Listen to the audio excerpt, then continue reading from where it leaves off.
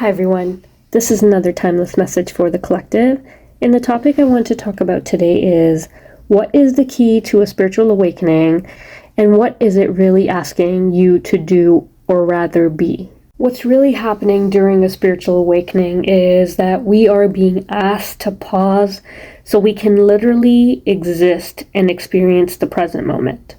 If you are someone who hasn't gone through a spiritual awakening just yet, this is a great message for you to learn how to prepare.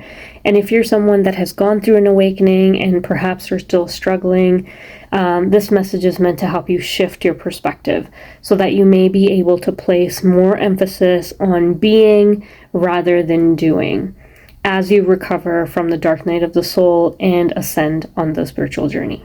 Now, what do I actually mean by being rather than doing?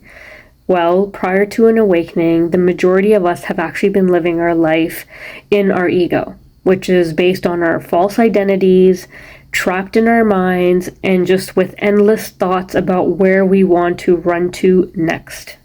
We tend to place a lot of emphasis on doing, so much of go, go, go. If I don't do this, then this will impact this. And we create a whole domino effect in our mind. And before you know it, we are running through life like robots. With us not giving enough time and conscious awareness to the present moment that we have been preparing for, we are constantly preoccupied with other thoughts rather than just enjoying the present moment. So I'll give you an example. You wake up in the morning, you think to yourself, oh gosh, I have to run to make breakfast, then have to get to work a little early today. I've got to pick up the kids from the school, it's my turn. I need to grab groceries on the way because I'm hosting dinner tomorrow. I need to pick what to wear. I have to pick out clothes for the kids to wear. And your list just goes on and on and on.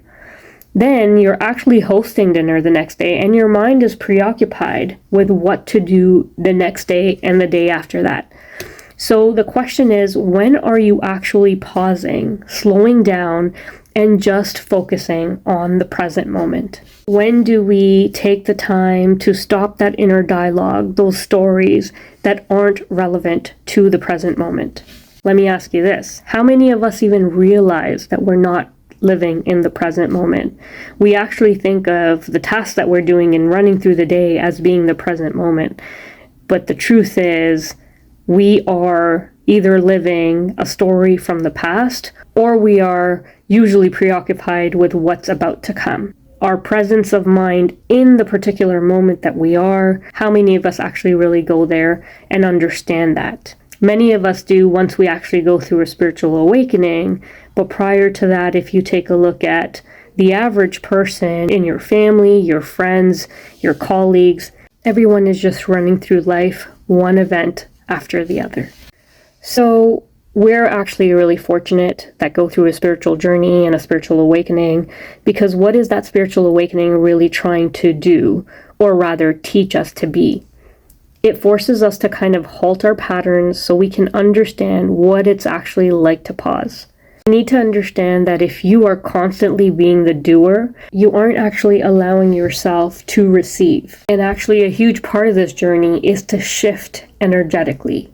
Think about the thought process of a doer for a minute. It's probably tied to some sort of a story that if you don't do X, you won't get Y. Or if you don't do X, no one else will. It's kind of tied to a victim mentality, forcing yourself to take on more pressure than you actually have to. So how do you actually shift from this victim mentality? Well, there's a couple of things that you can do. One is take on less and understand that more important than all those excess tasks is your health and well-being. Try to accomplish less in a day instead of jam-packing it with more and more until you are exhausted. 2, do more of that which makes you feel alive. That aligns with you and your heart and your soul and allows you to be present when you are doing it. Focus on one thing at a time rather than constantly rushing and being preoccupied with what comes next. Number 3, which is probably the most important, is you have to get to a state of being present in meditation. You have to get really clear on what it is that you're actually trying to achieve in meditation. You are actually bringing awareness to the present moment by canceling out the old stories and the worry of the future. The more you practice this in meditation, the better you will get at being the human being that you are supposed to be in the present moment throughout your day. Now, the best thing of all is that when you do less and are present in the moment, you start to actually reprogram your mind to infinite possibilities. Your ability to attract abundance in your life becomes easier because you are telling your mind that to receive, you don't have to work as hard. You are at peace because everything is working out in your favor. And just remember that when you are stuck in the dark night of the soul and everything seems frozen and dark, there is a deep purpose to that silence and to that darkness. You are actually being asked to surrender the old you so a new you can actually be reprogrammed. A new you that is centered in the present moment, aligned with their true soul purpose and identity, and definitely not working as hard as they used to. Thank you so much for listening. I hope this was helpful. God bless.